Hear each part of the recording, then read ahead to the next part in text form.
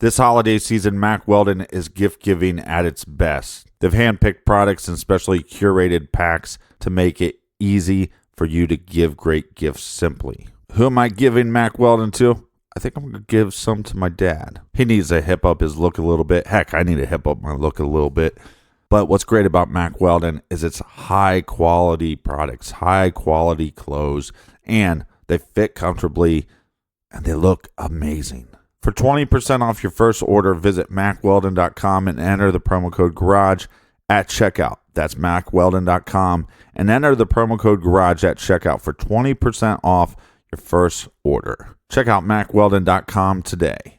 Support for today's show comes from White Boy Rick, based on the unbelievable true story of Rick Warshie Jr., who was an undercover police informant at the height of the crack epidemic in Detroit. Later, however, he became a drug dealer himself, and he was eventually abandoned by his handlers and sentenced to life in prison. Starring Matthew McConaughey and Richie Merritt, don't miss White Boy Rick, rated R, now on digital and on Blu-ray December 25th. Go deeper into the story with the mini documentary, The Unknown True Story of Rick Warshie Jr., which is included in the digital and Blu-ray extras.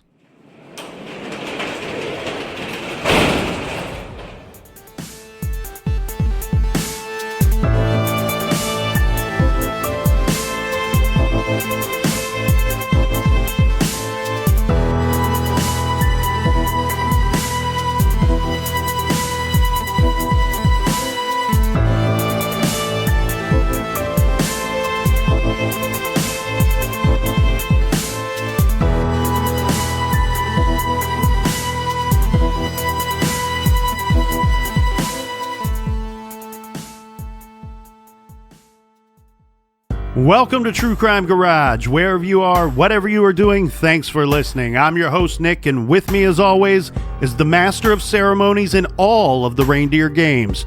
I give you the captain. I don't give a shite what Santa Claus says. Second place will still be called first losers this year. It's good to be seen, and it's good to see you. Thanks for listening. Thanks for telling a friend.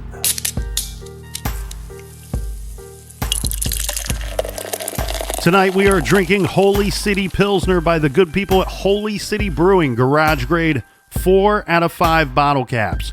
This is the first flagship beer in the Holy City arsenal. This is a crisp and clean hopped up bohemian style Pilsner.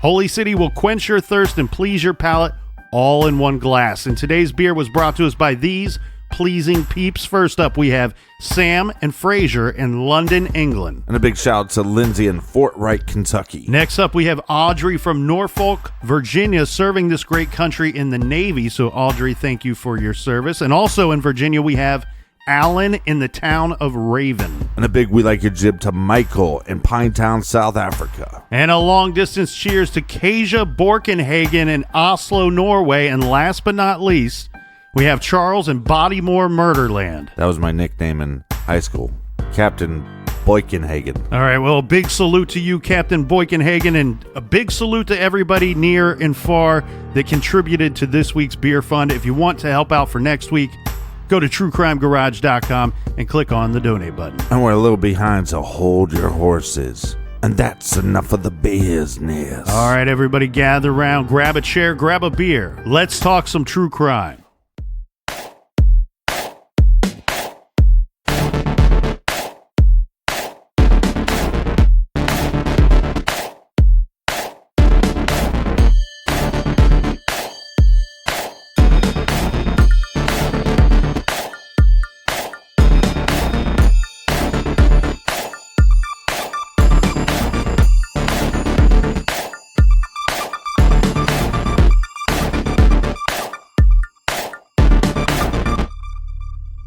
June 1st, 1985, 3:10 a.m. I love you all. Last will and testament. I love you, Mommy, Daddy, Robert, Dawn, and Richard, and everyone else, and all the other friends and relatives. I'll be with my father now, so please, please don't worry. Just remember my witty personality and great special times we all shared together. Please don't ever let this ruin your lives. Just keep living one day at a time for Jesus. Some good will come out of this. My thoughts will always be with and in you. Casket closed. I love you all so damn much. Sorry, Dad. I had to cuss for once. Jesus, forgive me. Richard, sweetie, I really did and always will love you and treasure our special moments. I ask one thing, though. Accept Jesus as your personal Savior. My family has been the greatest influence on my life. Sorry about the cruise money. Someday, please go in my place. I am sorry if I ever disappointed you in any way. I only wanted to make you proud of me because I have always been proud of my family. Mom, Dad, Robert, and Dawn, there's so much I want to say that I should have said before now. I love you. I know you all love me and will miss me very much, but if you all stick together like we always did, you all can do it. Please do not become hard or upset. Everything works out for the good for those that love the Lord. All of my love, always. I love you all with all my heart. Shari Smith. P.S. Nana, I love you so much. I kind of always felt like your favorite. You were mine. I love you a lot.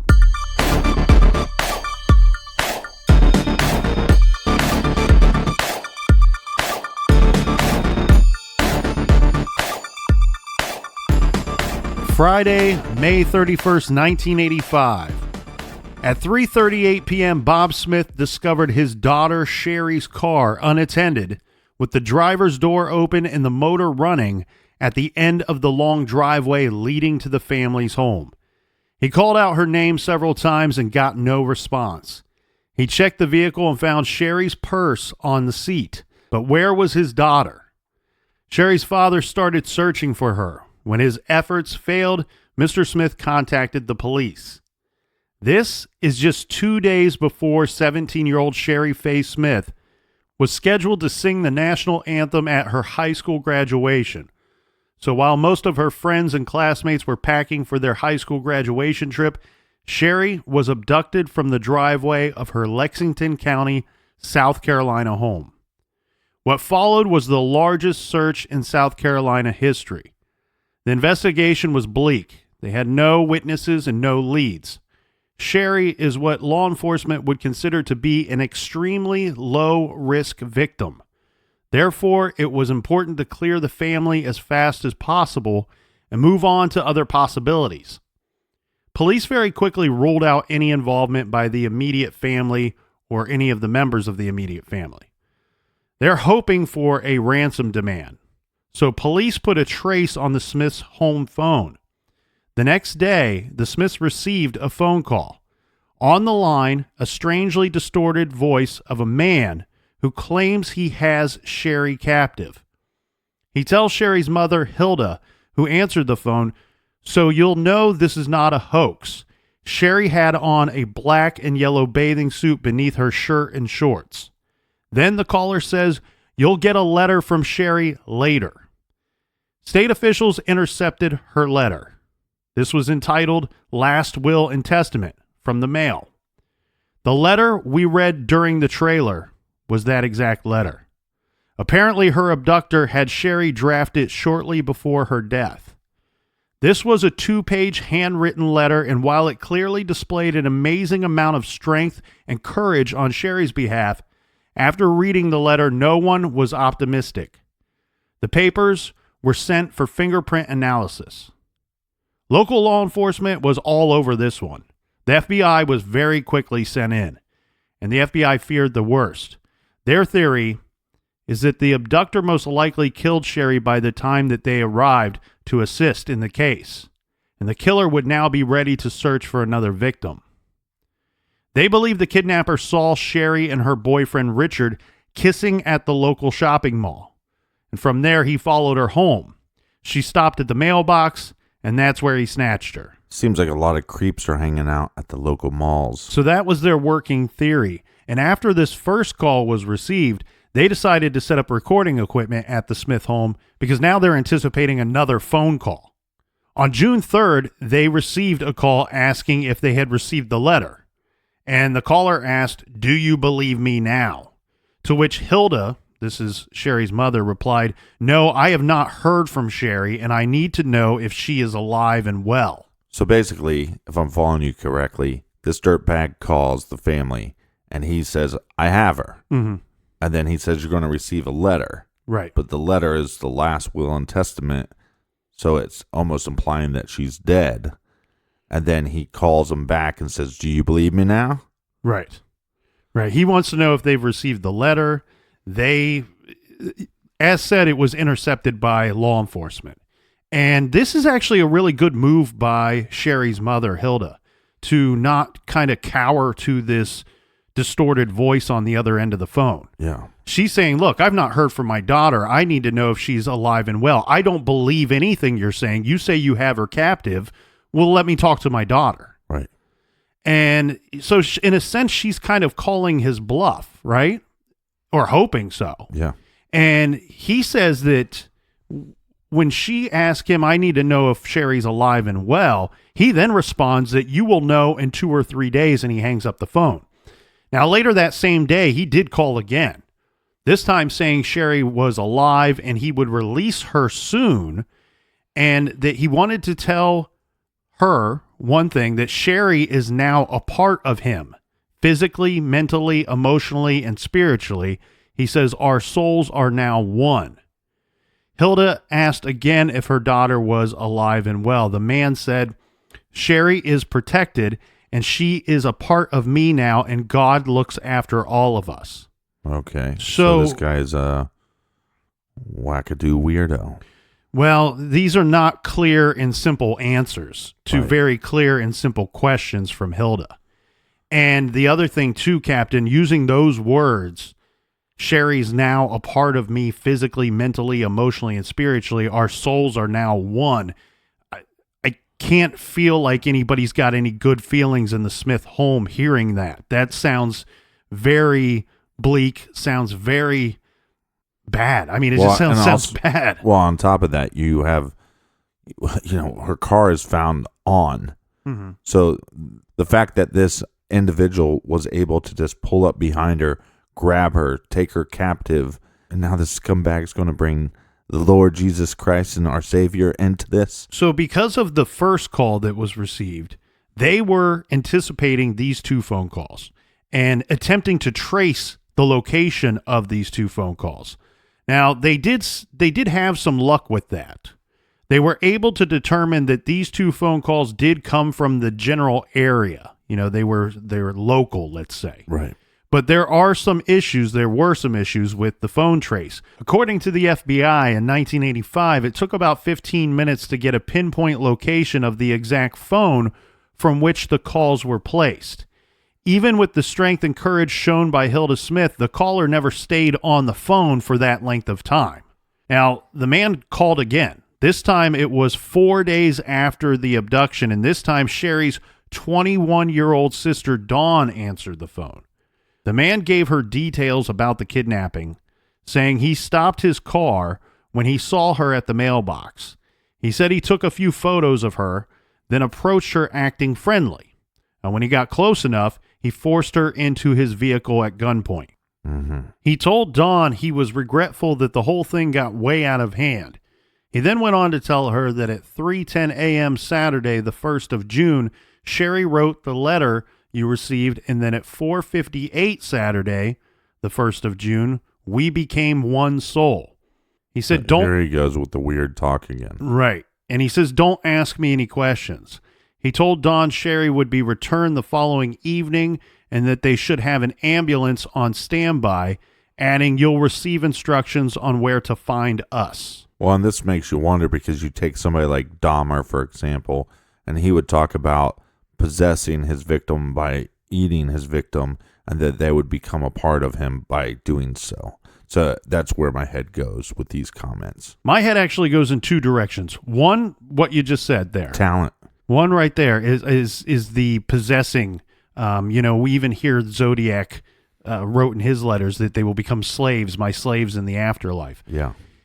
But the weird thing that I find here is a bit of the opposite that we've seen with, like, when we talked about Kemper, we talked about BTK, where both of them said, after I killed somebody, I just immediately went into pure paranoia where I felt the whole world knew what I just did. Right. And at any second, they're going to come and get me. They're going to come and apprehend me. And here, we have the FBI who's stating, well, we believed by receiving this letter that she was probably already dead before we arrived on the scene to help. And this dude's probably out looking for another victim. He might be, but he's also busy spending his time communicating with the family. I wonder what happened to give them that impression that he already killed her. I think the letter, the letter's weird enough that it might steer you in that direction. That's the same way that it steered us to the possessing the victim. Mm-hmm. Okay, they have become one. All of that kooky talk, right? Mm-hmm. What could do. But here's one thing I do want to point out. And I read a lot of books by retired FBI agents. Humble brag. What kind of brag is that? That I can read? I read a lot of books. No, that just means I have nothing else to do. This is after, did you start reading a lot after you studied computer? Well, the thing that I want to point out here that I see time and time again by these retired FBI agents, and don't get me wrong, I enjoy them very much. That's why I purchased their books so I can read them. However, they're always kind of the smartest guy in the room. And I wonder a lot of times, like, after the fact, they're telling these stories 20, 30 years later, and they're like, we knew already that this is what was going on. Mm-hmm. And I question it sometimes. You couldn't have been right every single time. You know what I mean? It just doesn't work out that way. Maybe this is why you identify with the books. Right. Remember, he's now telling them that they will receive instructions on where to find us. More of the kooky talk, right. And letting them know that, hey, I'm going to let Shari go. She will be returned the following evening. Make sure you have an ambulance on standby. So to me, I go in a different route thinking, why is so much communication going on if you haven't kept her alive? Mm-hmm. The paranoia, though. At noon the next day, the man called again and said, follow these instructions. Listen carefully. He said, take Highway 378 west to Traffic Circle. Take Prosperity exit and go 1.5 miles. Mm-hmm. Turn right at the Moose Lodge sign. Go 1/4 mile and then turn left at the white building. Go to the backyard. There we will be waiting. God chose us. And then he hung up the phone. Yeah, this God speak is just creepy. Well, it's South Carolina. And it's, I think, it's part of that. No, I don't mind God talk. I don't mind that at all. I'm a spiritual person. What I do mind is when you kidnap a person, possibly have already murdered her, you made her write her last will and testament, and now you're saying that you have become one, and then you keep bringing God into this. Mm-hmm.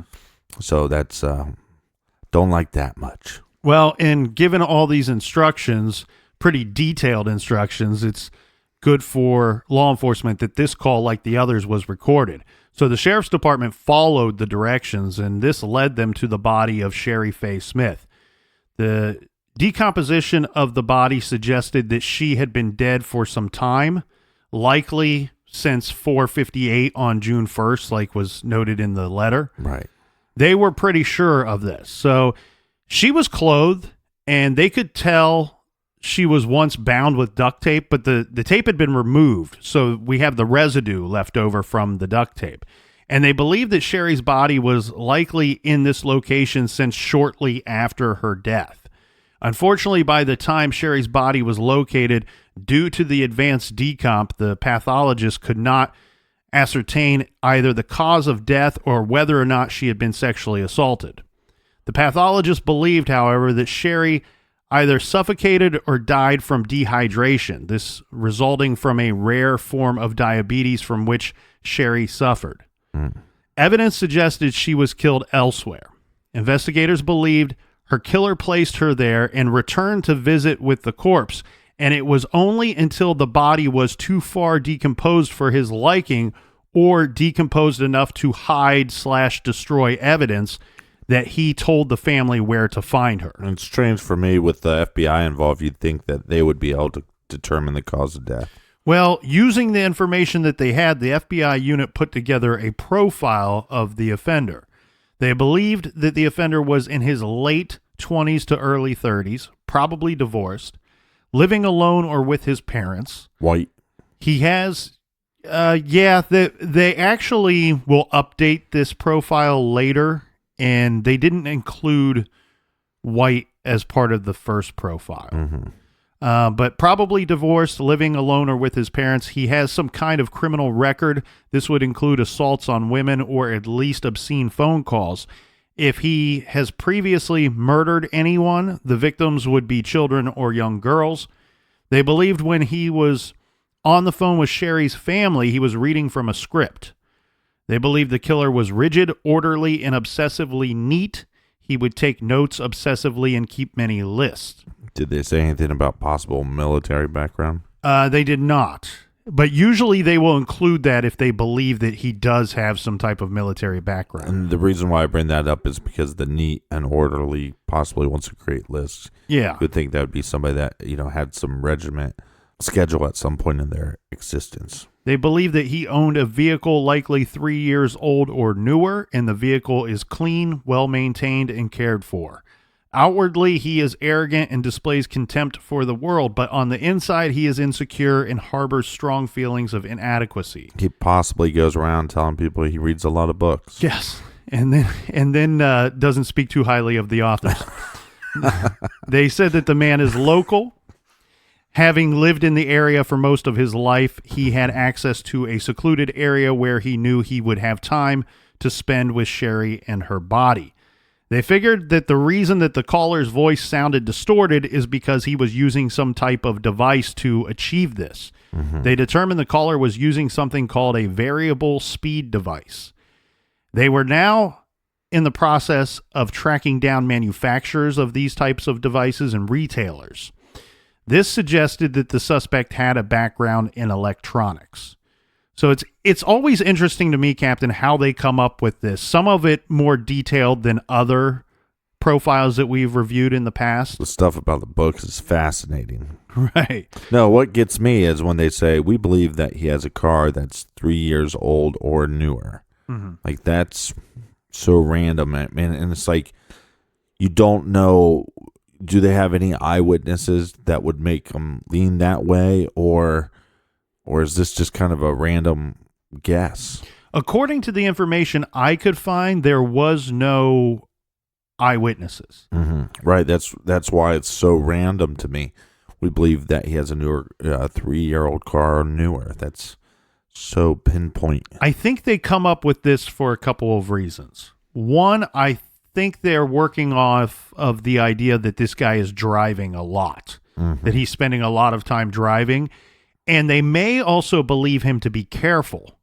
If they believe him to be careful and driving all the time, they're probably going off of the thought that he would prefer to drive a newer vehicle, something that's well maintained and well cared for, because it would be too risky to spend all that time driving, and he wouldn't do that because he's careful. Or possibly the idea that this guy was married, divorced, so he possibly has a career, is living with somebody or living with his parents, so therefore he has the money where he would have a nicer vehicle because that would be his only opportunity to maybe impress a female also. That's interesting that you picked up on that, because with having a background in electronics, they're almost suggesting that they believe this individual has a job. Right. And like you said, if they believe he's living with his parents, he has more money than somebody not living with their parents. Mm-hmm. But the obvious thing here is usually when they base off of the situation, is this individual local or not? And that seems to be pretty quick to come to that assumption. And I think here really exemplifies that to perfection. We have a situation where he gives very detailed directions to find her body. And I have to believe that law enforcement's working off of the thought that that's not just a place that this guy stumbled upon, that this is an area that he knew and knew well, and therefore he's a local guy. He didn't just drive in and happen to see her at the mailbox and take her away.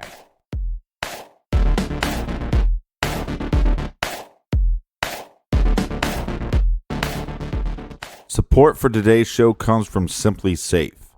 If you've been thinking about getting a Simply Safe home security system, but you've been waiting for the holidays when all the tech deals come out, you made a smart move, because right now you can get a great deal on Simply Safe if you go to simplysafe.com/garage and take advantage of their amazing holiday offer. They rarely do anything like this, but they're doing it just for our listeners. Simply Safe is great protection for your home and family. They don't make you sign a contract. There's no hidden fees. Plus, they're getting great reviews. So if you're looking for a security system and want a great deal, go to simplysafe.com/garage to get the offer. Make sure you use that URL because it really helps out the show. That's simplysafe.com/garage. simplysafe.com/garage. And hurry, this offer ends soon. So check out simplysafe.com/garage today. You spend a third of your life in your sheets. This holiday season is a great time for a bedding upgrade for you or a loved one. So check out brooklinen.com. Because Brooklinen works directly with manufacturers and customers, they are able to offer 5-star hotel quality sheets that are affordable and easy to order. Plus, with over 20 colors and patterns, these sheets don't just feel amazing, they look great too. And their super fast shipping makes sure that you get your holiday gifts right on time. I slept on my Brooklinen sheets last night, and I will again tonight. These are the most comfortable sheets that I've ever owned, and I love the styles and designs. My Brooklinen sheets are the best, most comfortable sheets I've ever slept on. Now, it's time for your upgrade. Brooklinen.com has an exclusive offer just for my listeners. Get $20 off and free shipping when you use promo code GARAGE at brooklinen.com. Brooklinen is so confident in their product that all their sheets, comforters, and towels come with a lifetime warranty. The only way to get $20 off and free shipping is to use promo code GARAGE at brooklinen.com. That's BROOKLINEN.com. Promo code GARAGE. Brooklinen. These really are the best sheets ever. The holidays are the busiest time of year, especially at the post office. That's why we use Stamps.com to save time during the hectic holiday season. Well, heck, I use it all year round, so I save time all year round with Stamps.com. Stamps.com brings all the services of the U.S. Post Office right to your desktop. Buy and print official U.S. postage for any letter, any package, any class of mail using your own computer and printer. Then the mail carrier picks it up. Print your postage any day, anytime. Stamps.com not only saves you time, it saves you money. Stamps.com helps you print the right amount of postage every time. Never overpay again. With all the time and money you'll save, Stamps.com is the best gift you can give yourself this holiday season. Like I say, any small business owner needs Stamps.com. You'll save time, you'll save money. Why do I use Stamps.com? Because I'm no dummy. I want to save time and money. That's why I use it. And what I like about it is I can print everything at home. I could have the mail carrier come pick it up, or I could drop it off at a local box or to my local post office. And if there's a giant line, guess what? The captain doesn't have to wait in it. I just get to drop off my package because it's already pre-printed with the postage right on it. Right now, you too can enjoy Stamps.com service with a special offer that includes a 4-week trial plus postage and a digital scale without long-term commitments. Go to Stamps.com, click on the microphone at the top of the homepage, and type in Garage. That's Stamps.com and enter our promo code GARAGE.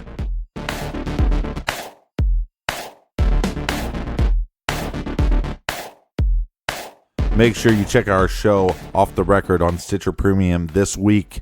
It's Q&A Part 1. The easiest way to find Off the Record is to go to our website and click on the Off the Record link.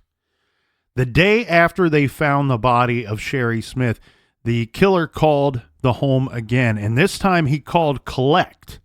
He asked to speak with Dawn. He told her he would be sending the family the photos of Shari, and he asked her for forgiveness and for their prayers.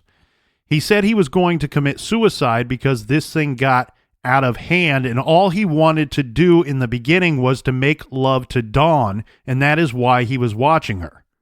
Dawn, startled by this, interrupted the man and asked the man, "Make love to whom?" Then he corrected himself and he said the name Shari, and he hung up the phone.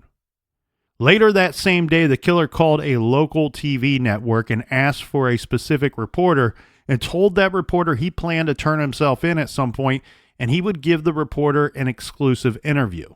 Yeah, this guy's changing his stories. I'm going to kill myself. I'm going to turn myself in. He should have just killed himself. Yeah, you wonder if it's just, does he need to get forgiveness from the family for some reason, or is this attention seeking?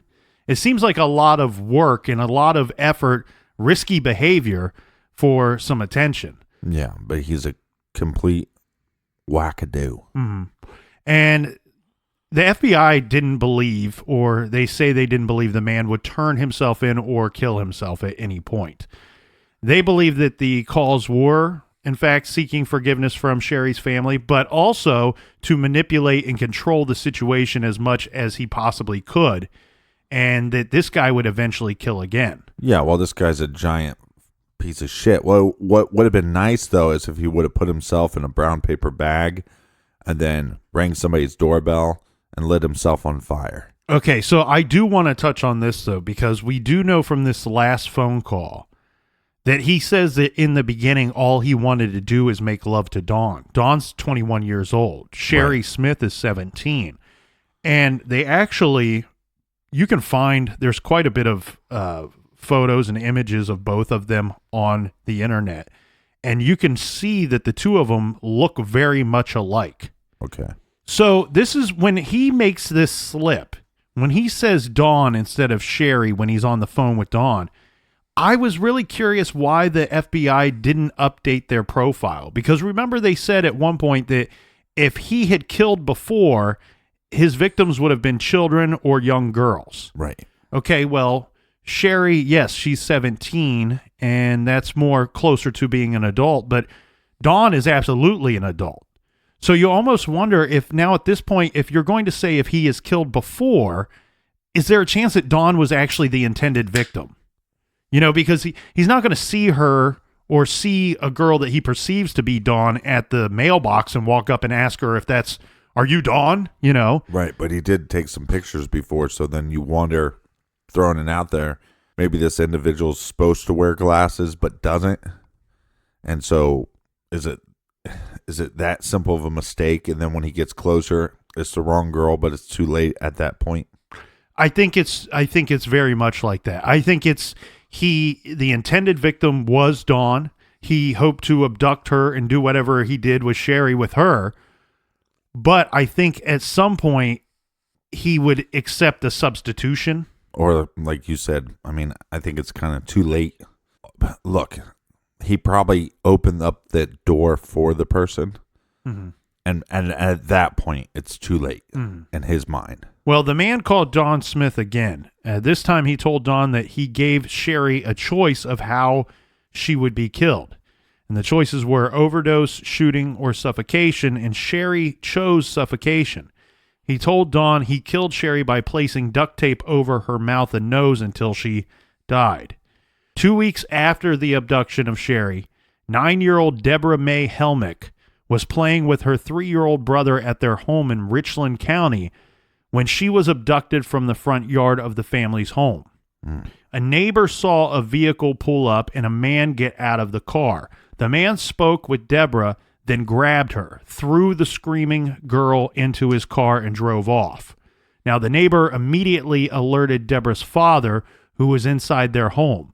They called police, and after, the two of them jumped into a vehicle and they went speeding after the abductor's car, but were unable to track down the vehicle. Well, this sounds similar. So is the FBI immediately thinking this is our guy in Shari's case? Yeah. They believe the offender is one and the same. And with the addition of the second victim, especially a younger victim, the FBI didn't really change their profile, but they did add to the profile. They added that the killer and abductor is a white man, outwardly shy, may be overweight, but at the very least is not attractive to women. So he's no Bradley Cooper. Those close to him may notice one or more of the following. The offender is experiencing weight loss, drinking heavily, not shaving regularly, and he would be eager to talk about the crimes as he is following the investigation coverage on the evening news or in the papers. He's also a collector of pornography that likely focused on bondage and or is of sadomasochistic nature. So not good old-fashioned Christian porn. And because of the young age of the second abducted victim, Debra only being 9 years old, they believe the offender would be too ashamed to call or correspond with Debra's family. Well, this turned out to be true. No phone calls and no letters. The killer also stopped calling the Smith house. The FBI believed that the phone calls would be the easiest way to trap the killer. Yeah, I believe it would be as well. And since he's not calling or writing, it's almost like they would want to put out a taunt to him. Mm-hmm. Like, he already contacted news reporters before. Have that same news reporter do a report on how this guy has become weak and vulnerable because he hasn't reached out to the FBI. So, knowing that the unknown subject was following the case in the news and in the papers, the FBI decided to enlist the help of a single reporter. See? They wanted to force this man out into the open, or at the very least get him to call the Smiths home once again. They wanted to use Dawn Smith as bait for their trap. Now, the Smiths begrudgingly went along with this. So they held a memorial service for Shari Faye Smith. They wanted the Smith family and Dawn present at this memorial service. And during the ceremony, they had reporters snap photos of Dawn holding a stuffed animal belonging to Shari and flowers for her memorial. Meanwhile, undercover agents wrote down license plate numbers for all the vehicles that were present in the area. Now, this didn't seem to flush out the killer out into the open, but he did once again call the Smith home, this time calling long distance and collect. You have a collect call from a giant piece of shit. Well, that's interesting that you say that, Captain, because, okay, so in these collect calls, you would, if you were calling someone collect, you would be given a brief set of time there where you could announce who you are. So it would say, you have a collect call from so-and-so, and then the person receiving the call who would be paying for it can decide if they're going to accept the call, accept the charges or not. Mm-hmm. So during this portion where the caller can announce their name and who they are, it's a man's voice, but he says that his name is Shari Faye Smith. Okay. Dawn does accept this call. This time the man was not using the voice distortion device. He told Dawn that God wants her to join Shari Faye, saying it's just a matter of time. This month, next month, this year, next year, you can't be protected forever. Then he asked Dawn if she had heard of Debra Helmick. Dawn said she had, to which he tells her, listen carefully. Go 1 mile west, turn left at Bill's Grill, go 3.5 miles through Gilbert, turn right at the last dirt road before you come to 2 Notch Road. Go through the no trespassing sign. Go 50 yards. Debra May is waiting. God forgive us all. Yeah, I don't need this turd stain to be confessing for my sins. The FBI is now worried and regretting the ploy of using Dawn as bait because of the received threat. During all of this, law enforcement was still submitting the letter from Shari titled The Last Will and Testament to every possible test. The letter was drafted on yellow-lined legal paper from a pad, so they decided to use an Esty machine. This device can detect even the slightest indentations on a piece of paper. They wanted to see if they could pull any possible information from indentations that were made from writing on pieces of paper above the last will in the legal pad. And they found some interesting leads. They found a partial grocery list and a sequence of numbers. With further testing, they could detect 9 numbers of a possible 10-digit sequence. The numbers are, in this order, 205 837 13 blank 8. This was a phone number in Huntsville, Alabama. So working with the phone company, they checked all 10 possible phone numbers for a connection to Lexington County, South Carolina, where Shari and the Smith family lived. One of the numbers in Huntsville received several calls from a residence just 15 miles from Shari Faye's home. The home belonged to Ellis and Sharon Shepard. Law enforcement went to the home and interviewed Ellis and Sharon. The Shepherds told police they had made phone calls to Huntsville where their son was stationed in the Army, but they were out of town when both of the murders were committed.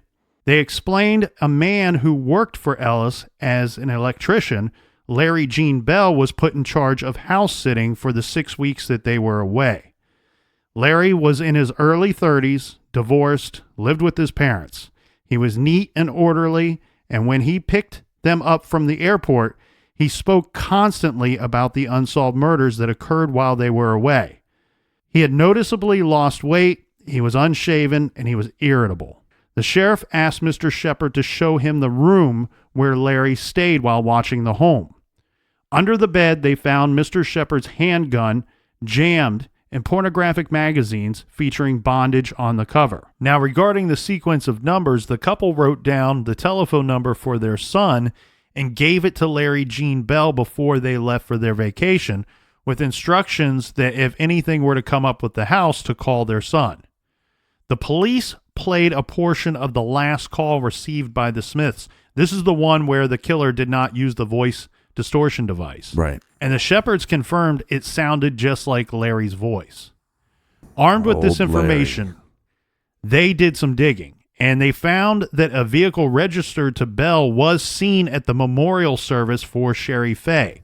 The officer wrote down the plate number and noted that the driver did not exit the vehicle. He simply drove by. The vehicle was less than 3 years old. Early the next morning, police surrounded Larry's parents' home and arrested him as he was leaving their home to go off to work.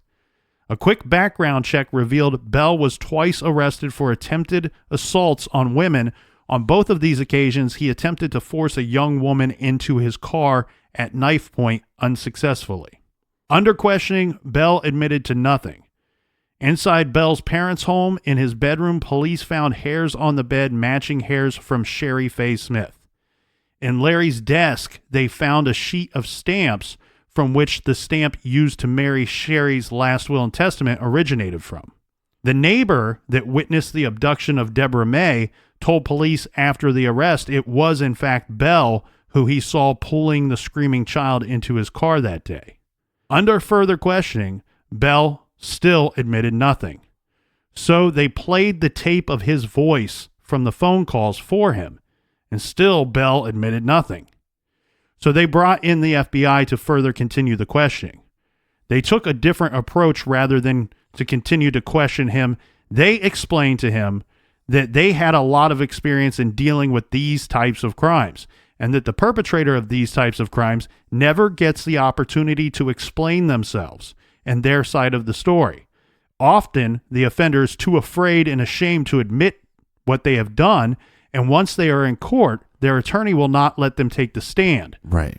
So this individual is then trapped in a nightmare that never goes away, and he goes away to a lengthy prison sentence, and no one understands him. No one knows what the hell he was going through at that time.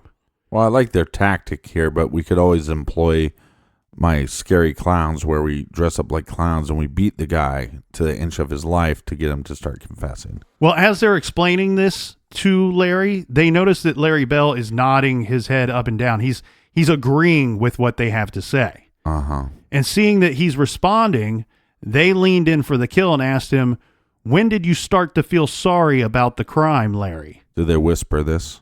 I don't know. Okay. To which seems like it would be a powerful move, you know. Come on, Larry. Tell us what you know.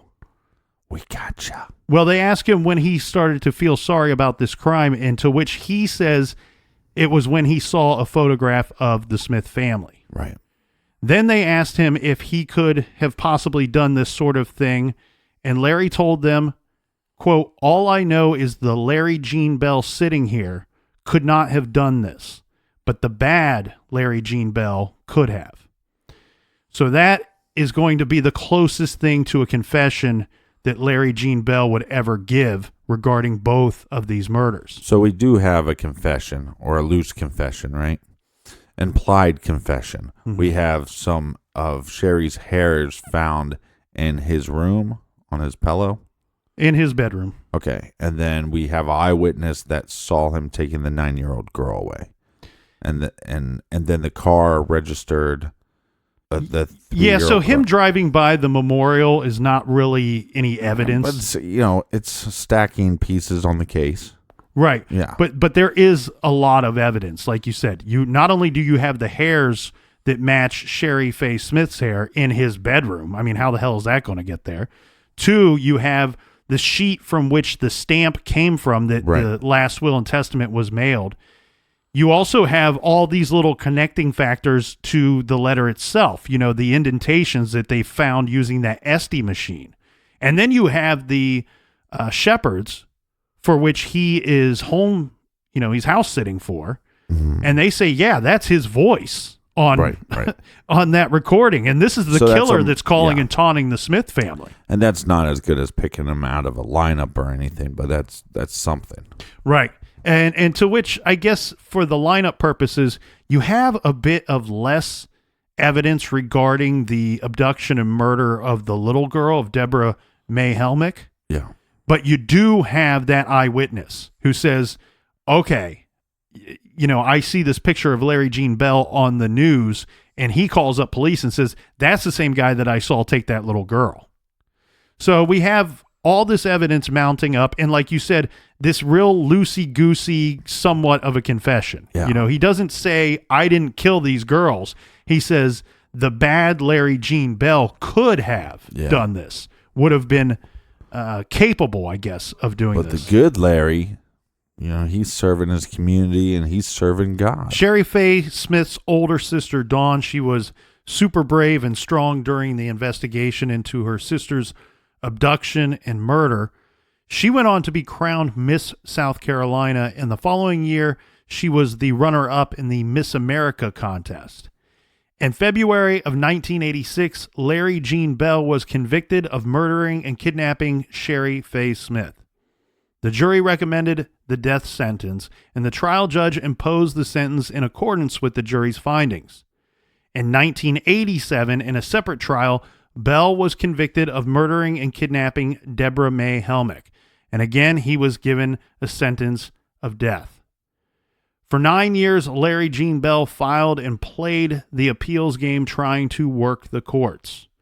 But on October 4th, 1996, the state of South Carolina, in accordance with his sentences, Larry Gene Bell was strapped into the electric chair and killed.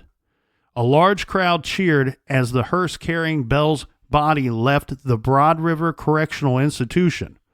One of his defense lawyers said, quote, "We have executed a sick, delusional, psychotic man."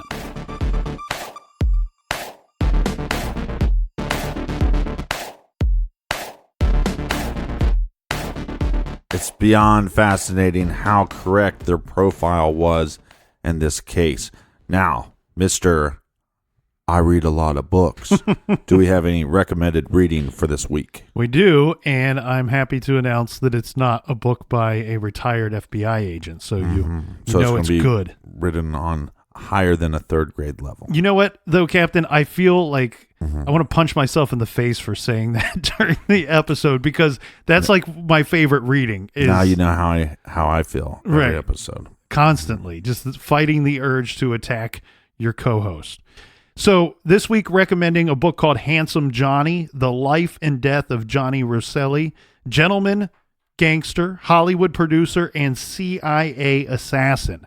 So take a deep dive into the American underworld, Johnny Rosselli in Handsome Johnny. This book, I've been looking forward to this one.